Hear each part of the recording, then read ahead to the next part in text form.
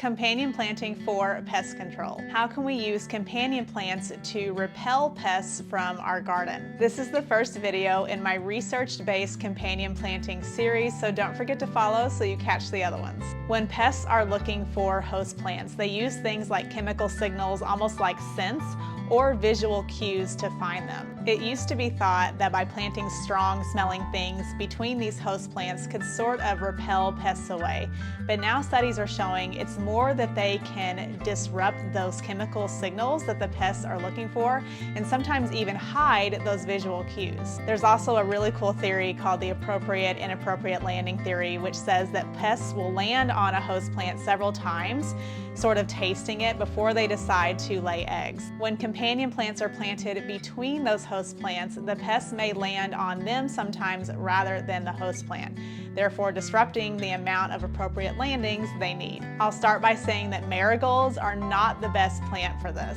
They're often recommended as a companion plant because they do have a strong scent, but there's not a lot in the research that shows they're effective. But they do make a great companion plant for attracting pollinators and other beneficial insects.